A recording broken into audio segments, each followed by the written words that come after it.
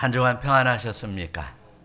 우리 기독교의 역사를 보면 예수님께서 이 땅에 오셨습니다. 그리고 12제자를 택하시고 말씀을 가르쳐 훈련시켰습니다. 그래서 그 이 말씀들을 이제 천국 말씀, 천국 복음을 가르쳐 주시고 그 말씀들을 전하게 하신 것입니다. 예수님이 십자가에 돌아가시는 많은 그 어려움을 겪기도 하고 예수님을 따르는 무리들도 이제 수없이 어려움을 당하는 일들이 생겼습니다. 그래서 예수님이 십자가에 죽으신 이후에 제자들이 사방 여러 곳에 흩어졌었지만 이제 예수님의 부활과 승천의 모양대로 그들을 그대로 이제 모여서 두렵고 떨림으로 기도했더니 이제 성령이 강림하셔서 이제 모임 공동체를 이루어 주셨습니다. 그것이 예루살렘의 처음 교회였고 그 예루살렘의 교회에서 이제 복음이 예언의 말씀대로 사마리아와 땅끝까지 그 복음이 전파되어서 우리에게도 이제 예수를 믿는 복음이 우리에게까지 도달했습니다. 그런데 이 과정 속에서 보면 이제 그리스도를 믿는 우리 교회가 교황주의에 넘어가게 되었고 그리고 이 권력자들의 교황주의가 타락됨을 통해서 우리는 심각하게 어려운 지경에 이르게 되었습니다. 그래서 세상의 모든 종교들이 이 기독교 안에 들어왔고 혼합 종교로서 기독교가 타락이 되어 가고 있었습니다.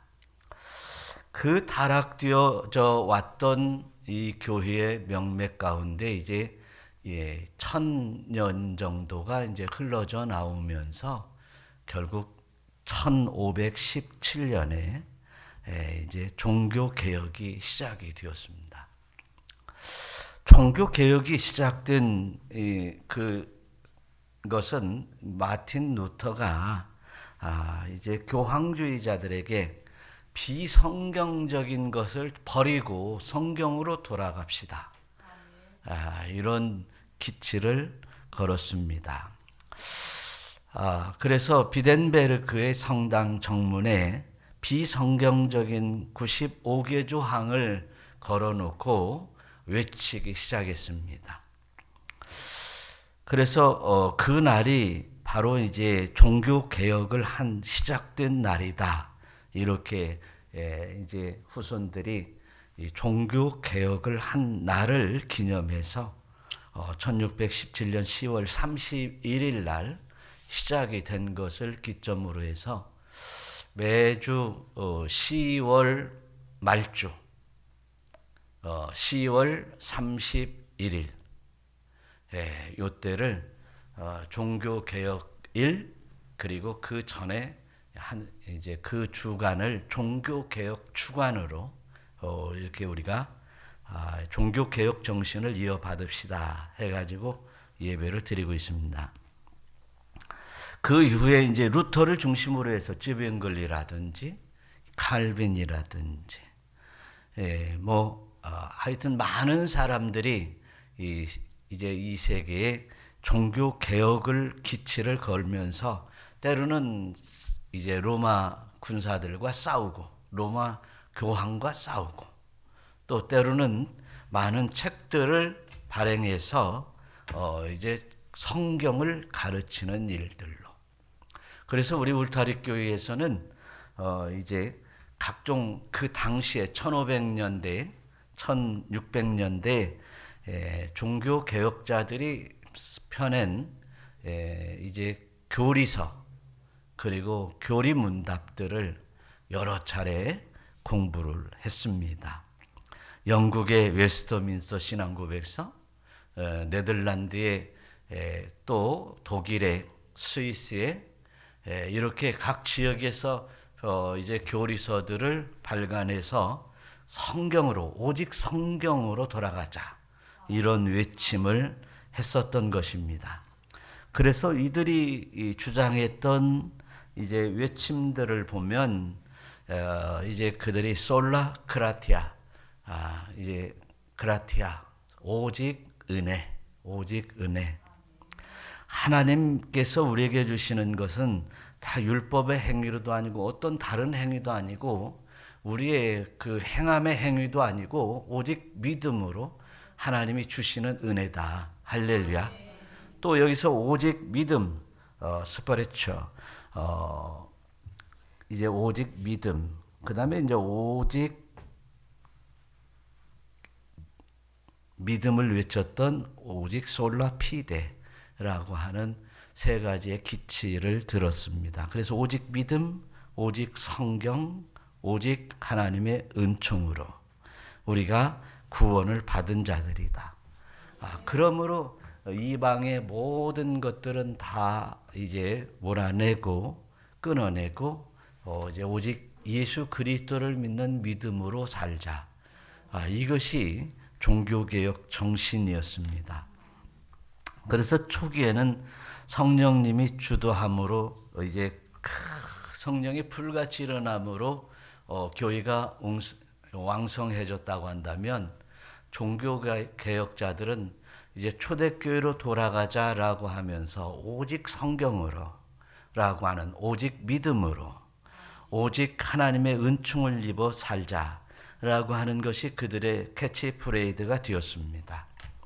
오늘날도 우리 한국 교회가 기독교의 절대적인 신앙의 위기를 맞고 있습니다. 신앙의 위기를 맞는 것들을 가만히 보면 이제 그 로마 시대가 왕성해질 때 주후 이제 400~500년 정도 됐을 때 그때 이제 교황이 탄생이 되었어요. 그 로마 시대가 얼마나 왕성해졌는가요? 나라가 잘 살고 그리고 부강해졌을 때 이렇게 사단의 세력이 쳐들어왔습니다. 그리고는 이제 17세기에 세상이 발전해져서 인쇄술이 발달하고 문의 부흥이 일어나고 사람의 생각이 깨어났을 때 그때 이제 사단의 공격을 심히 받았었습니다. 그래서 인간의 행복이 최고의 삶의 목표가 되고 사람답게 사는 것은 행복한 사람으로 사는 것이 인간이 가장 추구할 선이라고 생각을 했던 것입니다. 우리나라 역시도 힘들고 어려울 때는 수많은 사람들이 구름대처럼 이제 교회에 몰려들었습니다. 그래서 한때는 우리가 1000만 성도요 막 할 때가 있었는데 이제 사단은 이렇게 교회의 부흥을 가만히 놔두지 않았습니다. 그래서 계속해서 사단의 공격을 통해서 이제 우리가 교회가 짓밟히는 형국에 놓여 있는 것입니다.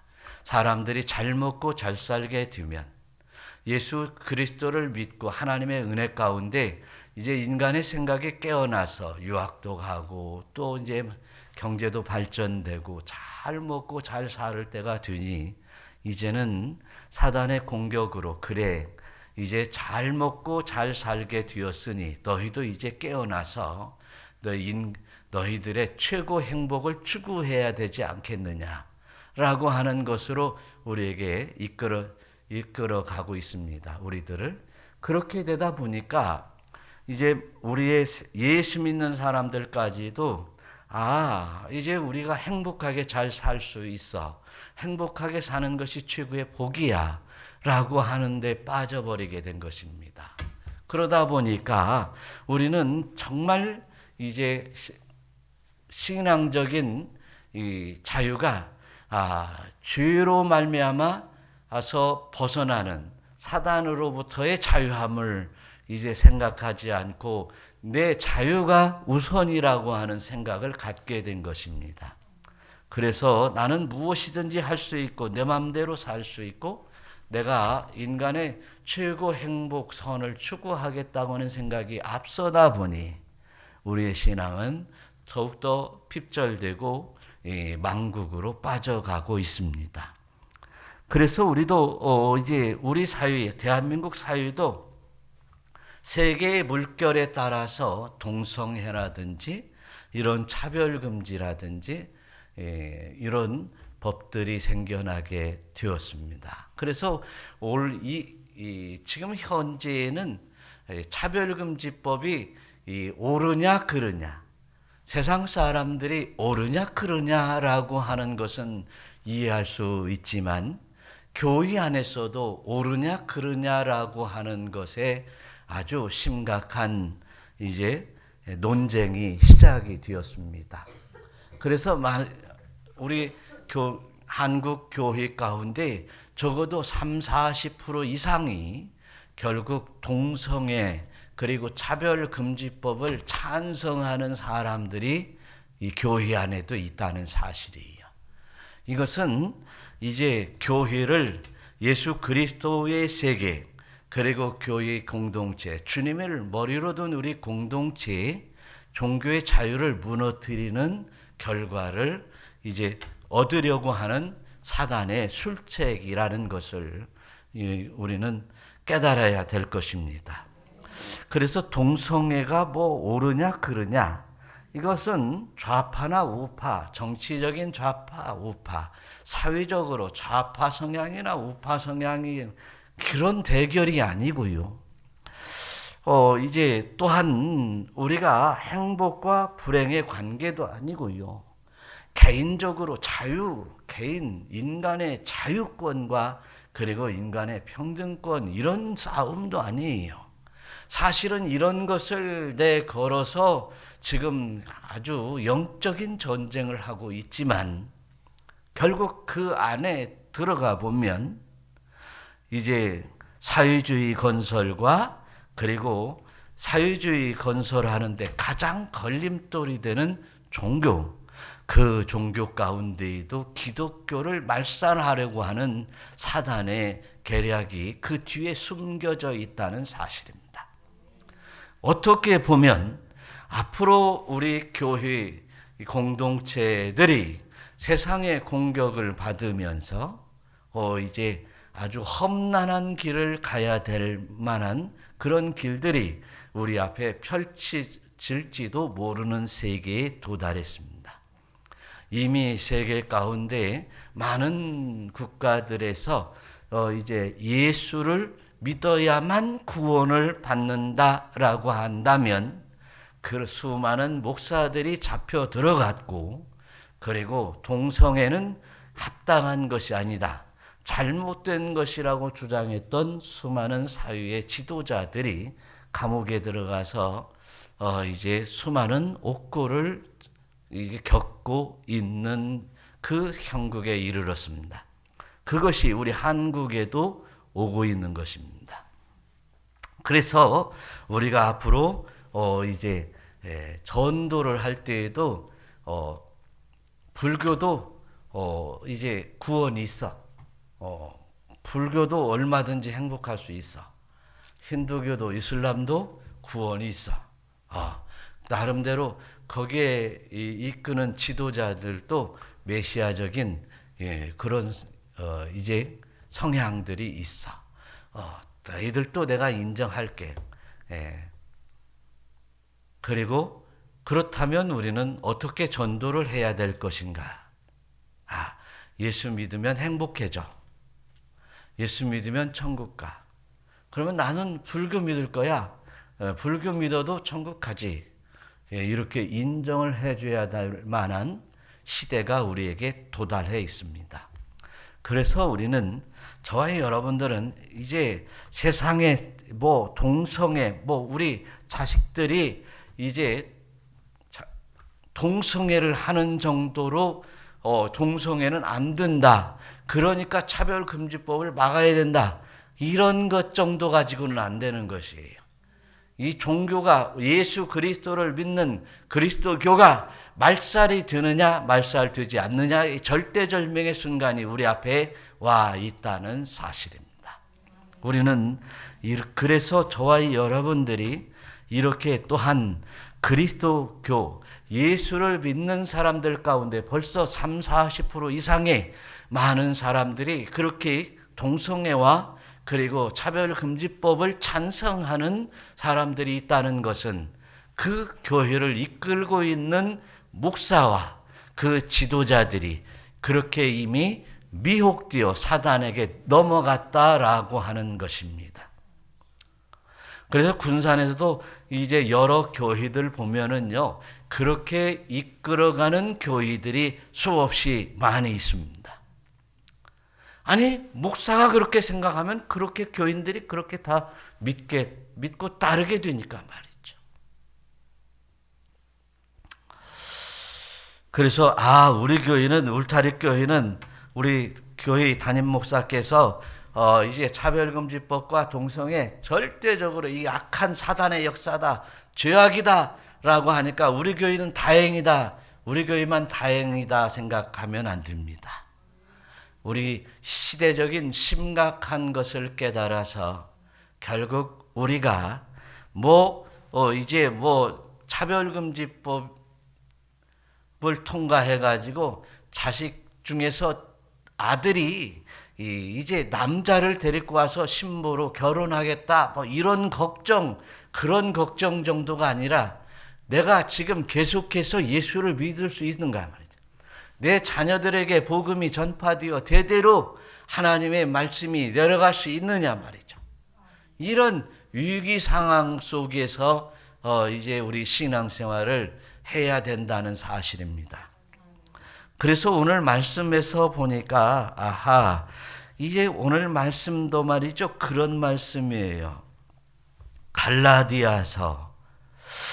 갈라디아서에 이게 두 종류의 교사들이 있는데, 한 종류의 교사는 이제 하나님의 말씀을, 오로지 하나님의 말씀을, 그리고 그 말씀에 그 오직 믿음을 뿌리고 다니는 교사들이 있었고, 사도 바울이 그렇게 하고 있었단 말이죠. 그런데 또 다른 종류의 교사가 있었는데, 또 그 교사는 바로 유대주의적 기독교의 신앙을 가진 선생들이 와서 유대교처럼 할례도 받고 유대교처럼 안식일도 지켜야 된다고 하는 사람들이, 이 거짓 교사들이 가라지를 뿌리고 다니는 것을 들었던 이제 사도 바울은 갈라디아 교회에 편지를 하면서, 비록 이 편지가 갈라디아 교회에게만 하는 것이 아니라 이제 그 갈라디아의 여러 지역에 있는 교회들에게도 함께 내가 편지한다 라고 하면서 편지한 것이에요. 또한 두 번째, 또 거짓 교사들이 돌아다니고 있는 교사들을 보니까 영혼 구원설, 그래서 영혼만 구원받는다. 그러면 육체와 영혼이 함께 구원을 받는 거예요. 우리의 구원은 육체와 영혼이 함께 구원을 받습니다. 우리 육체가 구원을 받되 이 썩을 몸이 썩지 않을 몸으로 변화돼서 썩지 않을 몸과 그리고 우리의 영혼이 함께 구원을 받게 됩니다. 썩지 아니할 몸으로 다시 새 옷을 입어 하나님의 나라에 나가게 되는 것입니다. 또 이제 유한적인 육신이 시간이 되면 이제 썩을 수밖에 없는 이 유한적인 우리의 육신이 이제 영원한 육신으로 변화되어 이제 영혼과 함께 구원을 받습니다. 그런데 영혼만 구원을 받는다고 하는 가라지들이 뿌려지고 있는 것이에요. 누구 때문에? 거짓 교사들 때문에. 이 거짓 교사들이 이제 어떤 모양으로 이제 또한 가르치고 있냐면, 그러니까 우리의 육체는 그냥 아무렇게나 해도 상관이 없다 말이죠. 우리 육신이 이제 음란과 그리고 이제 그 세상의 소욕으로 이제 육신은 아무렇게나 내 던져도 상관이 없고 내 영혼만 이제 주님 앞에 나가게 되면 구원을 받는다. 영혼이 중요하다. 영혼이 중요한 것은 사실이죠. 왜냐하면 그 영혼이 육체를 입고 있고 이 육체를 영혼이 끌고 가고 있으니까 말이지. 아주 중요한 거예요. 그러나 육체는 이제 다 썩어져 버리는 것이고 영혼만 구원을 받으니까 이 구원 받을 얘기처럼 거짓말에도 상관이 없고 죄를 져도 상관이 없다 그러죠. 신천지가 이런 영혼 구원설에 빠져 있는 사람들입니다. 이렇게 세상은 더럽혀지고 있습니다. 그 신천지는 참 이상하죠. 물타기 하는 거예요. 10월 27일 이제 오늘이잖아요. 이 대규모로 차별금지법과 동성애 방지를 위해서 이제 집회를 우리가 하자고 했더니 그 물타기를 하고 있는 거예요. 신천지도요. 서울의 그 모처에 모여가지고 대규모 집회를 한다는 거예요. 그리고서 글로 사람들을 끌고 가는 거예요. 참 묘하죠. 그런 면에서 오늘 저와 여러분들은 이제 오늘 본문 갈라디아서 2장뿐만이 아니라 갈라디아서를 자세히 정말 마음에 새기면서 이제 읽어야 되고 마음속에 새기면서 신앙을 견고히 세워져야 될 줄로 믿습니다. 그래서 우리는 어떤 행위로도 구원을 받는 것이 아니고 어떤 이제 율법을 지켜서 구원을 받는 것이 아니라 오직 믿음으로만 의에 이르고 믿음으로만 구원을 얻는다. 할렐루야. 이런 교리에 관해서 이제 계속해서 설명하고 있고 가득 채워져 있는 서신서가 바로 이제 갈라디아서입니다. 그래서 갈라디아에서 결론은 오직 예수 그리스도가 전하는 이 복음은 이신득이의 신앙이다. 할렐루야. 오직 믿음으로 말미암아 구원을 받는, 오직 믿음으로 말미암아 의에 이르는, 오직 예수 그리스도를 믿는 그 믿음만이 우리가 영생에 들어갈 수 있는 구원을 얻는 길이다. 할렐루야. 이렇게 말씀하고 있는 것이에요. 그래서 저와 여러분들이 정말 오직 믿음으로 구원을 받는 것을 알아야 될 줄로 믿습니다. 16절에 이런 말씀이 써 있죠. 한번 읽어보겠습니다. 사람이 의롭게 되는 것은 율법의 행위로 말미암음이 아니요 오직 예수 그리스도를 믿음으로 말미암는 줄 알므로 우리도 그리스도 예수를 믿나니 이는 우리가 율법의 행위로서가 아니고 그리스도를 믿음으로써 의롭다함을 얻으려 함이라. 아멘. 여기까지입니다. 그래서 오직 예수 그리스도를 믿음으로 말미암아 구원을 얻는 것이다. 율법의 행위로 구원을 얻는 것이 아니다 라고 분명히 얘기하고 있습니다. 율법, 그러면 이 율법은 과연 어떤 것이 되는가? 율법은 죄인이 심판의 두려움으로 말미암아 더 이상 더 깊은 죄에 빠지지 않기 위하여 우리에게 반드시 필요한 것입니다. 심판. 그래서 죄를 지었음에 우리는 반드시 이제 심판받아 멸망받아 마땅한데 이제 우리 주 예수 그리스도를 믿음으로 말미암아 구원받을 수 있는 우리에게 신앙이 주어졌습니다. 이것은 뭐냐면 율법은 우리를 의롭게 할 수 없고 또 죄인들을 구속해서 더욱더 멍해가 되게 만들고 또 죄인들이 저주를 받을 수 있도록 인도하는 것 또한 율법인데 그 율법으로 말미암아 우리가 예수 그리스도 앞에 인도되는 이 초등학문, 초등교사, 몽학 선생이 되는 것이 율법이다. 그래서 우리는 율법이 있음에 우리가 심판받아 멸망받지 아니하고 이제 우리가 살 길을 찾는데 누구 앞에 돌아오면 예수 그리스도 앞에 돌아오면 살게 된다. 구원을 얻게 된다. 그래서 우리는 예수 그리스도를 믿음으로 말미암아 구원받는 거 이거 이제 우리 마음속에 새길 수 있기를 축원합니다. 그래서 예수 그리스도를 믿음으로 구원을 받는다라고 하는 얘기 16절에서 뒤에 보니까 뭐라고 하냐면 율법의 행위로서 의롭다함을 얻을 육체가 없다. 로마서 8장 33절에서는 뭐라고 말씀하냐면요. 한번 읽어봐요. 누가 능히 하나님께서 택하신 제자들을 고발하리요. 의롭다 하신 이는 하나님이시니. 의롭다 하신 이는 누구라고요? 하나님이시니. 의롭다 하시는 이는 하나님밖에 없어요. 선행이나 공로나 어떤 우리의 행위로 의롭다 할 수 없습니다. 그래서 우리는 예수 그리스도를 믿으며 그 예수 그리스도께서 우리의 죄를 사해 주신 걸 믿고 이제 우리는 예수 그리스도 앞에 나의 모든 죄악을 회개할 때 우리가 의롭게 되는 것이에요. 회개할 때 의롭게 되는 것이에요.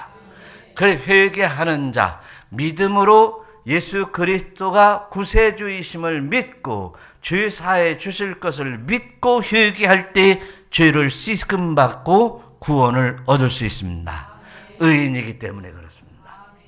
사랑하는 성도 여러분, 저와 여러분들이 주님 앞에 나가기 위해서 이제 그동안 지었던 모든 죄악들을 얼마나 우리가 하나님 앞에 이제 회개합니까? 예수 그리스도의 죄 씻김 받기를 원하며 회개를 하느냐는 거예요. 회개하는 것이 의에 이르는 길입니다. 회개할 때에도 예수 그리스도가 죄를 사해 주실 것을 믿음으로 회개하는 자에게 의가 임한다고 하는 사실을 믿으시기를 축원합니다. 그 의는 이제 또한 예수 그리스도 하나님께서 주시는 의만이 의인 것이죠. 세상에 어떤 사람이라도 이 수많은 죄를 어떤 공로를 해서 당신은 참 의로운 사람이라고 얘기한다고 해서 의로워지는 게 아닙니다. 전적으로 의롭다함을 얻을 우리들은 의로움을 주시는 그분이 있는데 그분은 바로 하나님이십니다. 하나님의 의롭다 칭하여 주시지 않으면 의롭다고 인정해 주시지 않으면 우리는 의로워질 수 없습니다.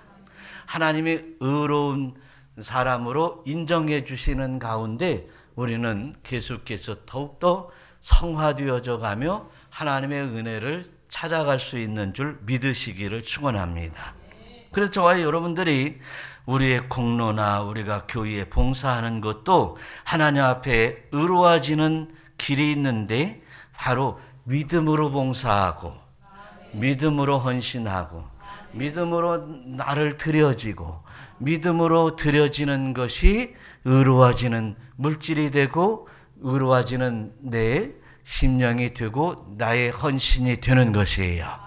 믿음이 없이는 이 세상에 아무것도 의로워질 수 없다는 것을 믿으시기를 축원합니다. 그런데 의로워지는 것 또한 사도 바울은 이제 헛된 것이 아니라 하나님의 세상에 어떤 것으로 얻어지는 것이 아니라 하나님의 은혜로 의로워진다. 하나님의 은혜로 나와 함께 하신 하나님의 은혜로 이제 내가 수고한 것까지도 의로워진다. 할렐루야. 그러니까 내가 열심히 수고했으나 하나님의 은혜로만 의롭다 인정을 받는다는 것입니다. 사도 바울이 하나님의 은혜를 깨닫지 못했을 때에는 율법적으로 예수 믿는 사람, 율법에 충성하였던 자로서 예수 믿는 사람들을 막 잡아다가 옥에 가뒀어요. 잡으러 다녔어요. 그러나 예수님을 만나고 예수님의 은혜를 깨달은 거예요. 예수님의 구원의 은총을 깨달은 것입니다. 그러니 이제 그가 이제 복음을 전하게 되었고, 이제 내가 나된 것은 정말 전적으로 하나님의 은혜로 말미암아, 하나님이 나를 만나 주셨기 때문에, 예수님이 나를 만나 주셨기 때문에 내가 이제 복음의 전도자가 되었고, 그 은혜로 말미암아 내가 살고 있다라고 하는 것을 고백하고 있는 것입니다. 20절도 보니까 말이죠, 이런 얘기를 하고 있는 거예요. 다 같이, 내가 그리스도와 함께 십자가에 못 박혔나니 그런즉 이제는 내가 사는 것이 아니요 오직 내 안에 그리스도께서 사시는 것이라. 예, 그렇습니다. 오직 내 안에 사는 것이다. 누구 안에 사는 것이다? 그리스도 안에 사는 것이다. 요한복음 15장 4절에 보니까요, 내 안에 거하라, 너희도 내 안에 거하라. 내 안에 거하면 열매를 많이 맺는다. 나는 포도나무고 너는 가지다. 이런 말씀을 하십니다. 그러면 내가 네 안에 거하고 네가 내 안에 거한다. 이 말은 사실 우리가 잘 한번 생각을 해봐야 돼요. 예수 믿고 우리가 신앙생활 하는데 내가 예수 안에 거한다. 예수님이 내 안에 거한다. 그러면 예수 그리스도와 내가 하나 된다. 이런 말씀이잖아요.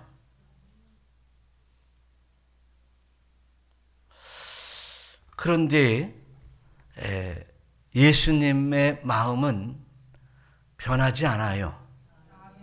성경 말씀에 기록된 대로예요. 하나님의 마음이에요. 하나님의 뜻입니다. 그러면 우리가 하나님의 뜻대로 산다고 할 때 힘들고 어렵고 이제 고난의 여정을 가야 될 때가 있어요. 또 때로는 힘들고 고난의 여정 속에서 하나님을 영화롭게 영광으로 올려드려야 될 순간도 우리에게 닥치게 됩니다. 그런데 나는 힘들고 어려운 고난의 길은 싫어. 아니야. 나는 좋은 길로 갈 거야. 나는 행복한 길을 찾아갈 거야. 라고 하고 내 길로 간다고 하면 이제 내가 주 안에, 주님이 내 안에 법칙이 깨집니다. 누구에 의해서? 나에 의해서. 그것은 바로 그 이어서 나오는 주님은 이제 포도나무요, 너희는 가지니 라고 말했다면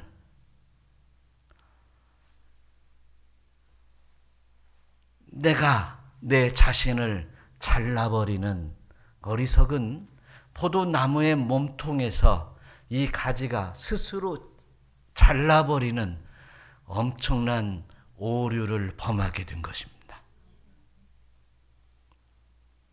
잘라버리면 물론 열매도 맺지 못할 뿐만 아니라 말라서 불에 태워지는 이러한 불상사가 우리 앞에 놓여진다는 사실이.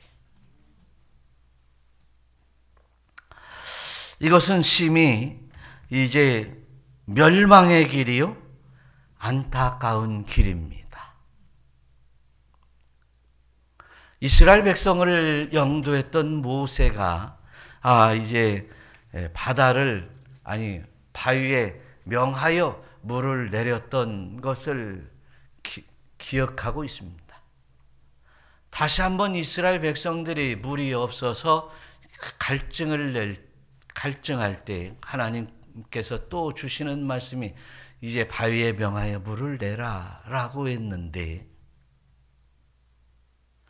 옆에서 백성들이 막 짜증내고 막 불평하고 원망하고 하니까 깜빡하고 모세가 바위를 쳐버렸습니다.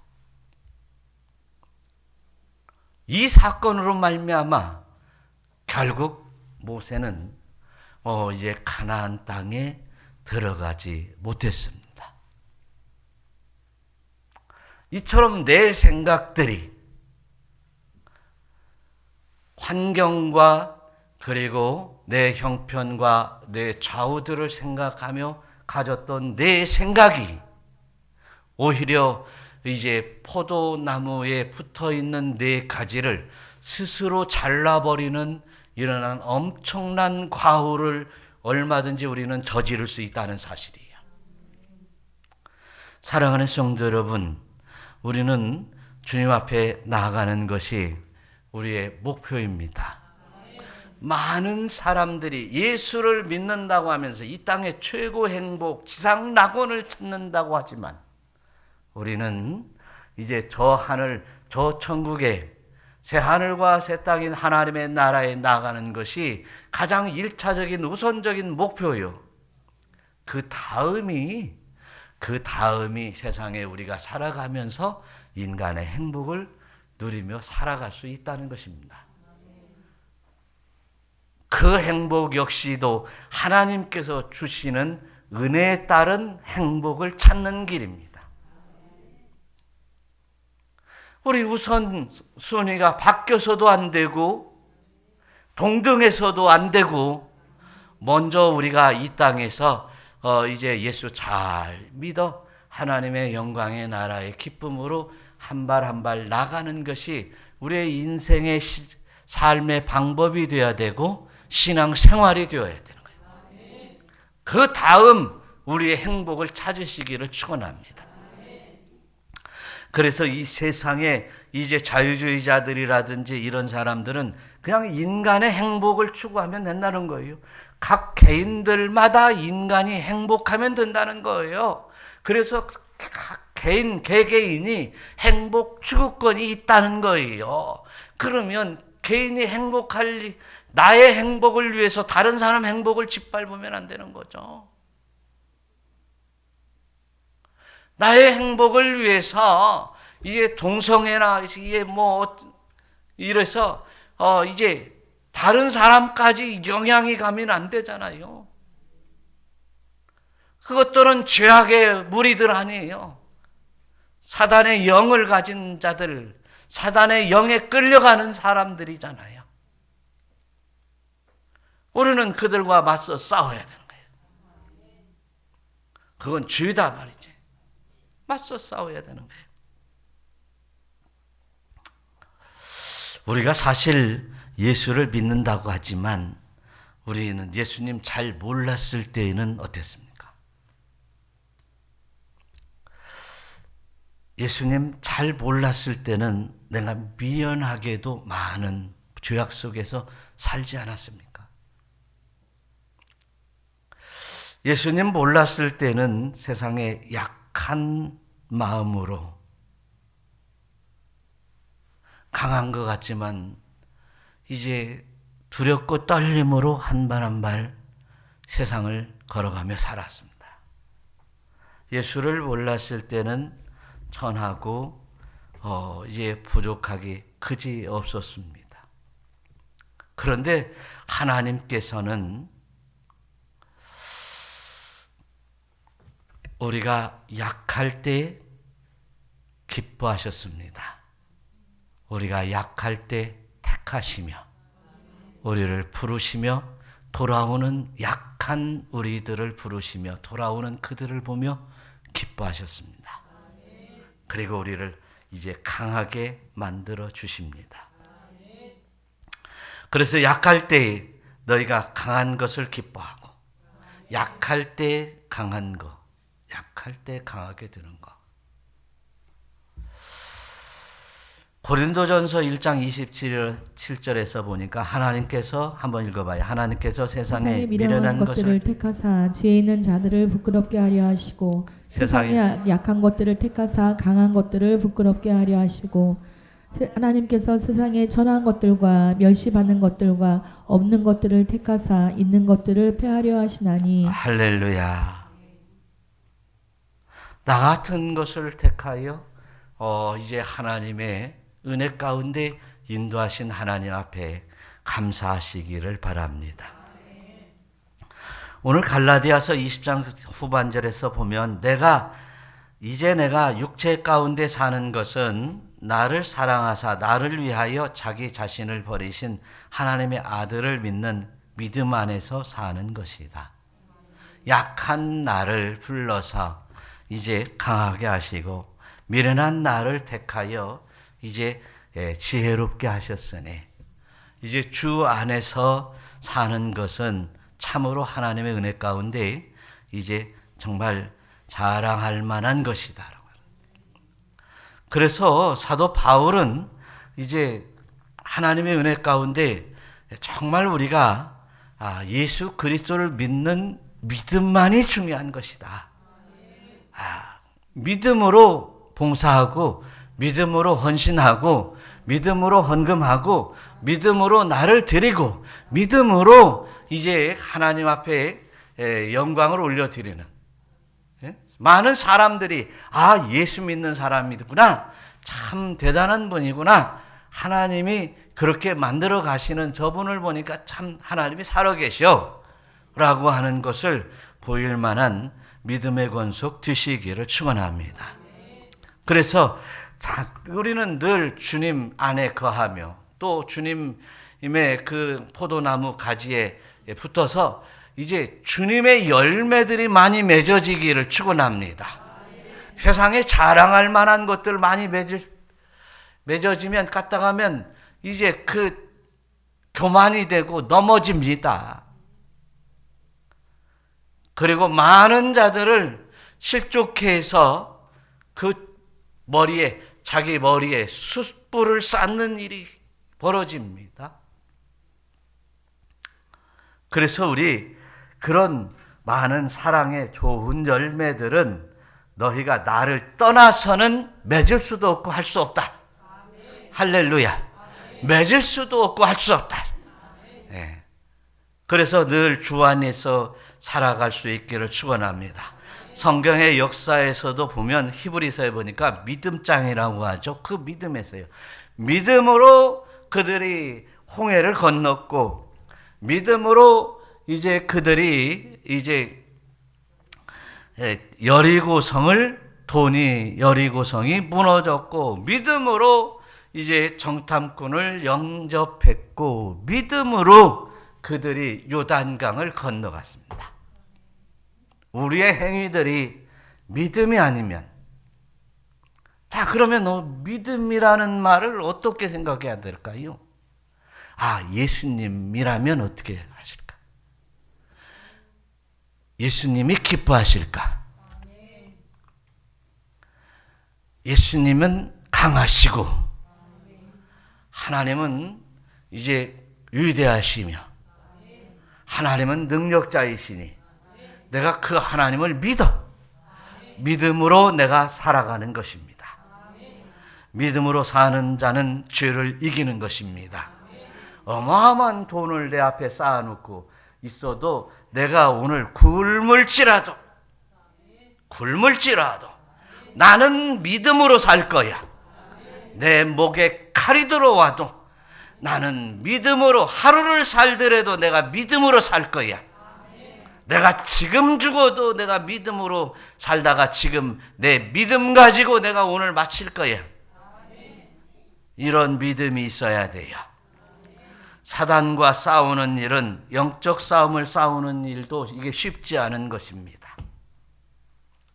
사단은 공중권세를 잡아서 움직이기 때문에 나보다 능력이 있고 나보다 더 많은 것을 보고 나보다 더 이제 지혜롭습니다. 그렇지만 이제 주의 성령에 힘입어서 그 사단의 유혹을 물리치며 아담처럼 서나가는 내가 반드시 따먹지 않으야 하리라. 할렐루야. 이런 믿음을 가져야 되는 거예요. 또한 믿음을 가진 사람은 지금은 내가 미약하지만 결코 주님께서는 이제 나에게 승리 주실 거야. 끝까지 싸워 이길 거야 라고 하는 확신을 가지고 싸워 나가야 됩니다. 이런 믿음 신앙 가지고 끝까지 주 안에서 이제 나의 형편과 좌우의 여러 모양들을 보고 실망하지 아니하고 끝까지 믿음을 붙들면 주께서 나를 붙드시는 그의 손이 나를 놓치지 않으실 줄로 믿으시기를 축원합니다. 그것이 믿음이다, 그런 얘기요. 그런 믿음 가지고 끝까지 승리하시기를 바라요. 주님의 뜻이라면, 주님께서 원하신다면, 주님께서 나와 함께 하시니 이제 오직 주님의 크신 사랑을 믿는 믿음으로 하루하루 살아가시기를 축원합니다. 기도하겠습니다.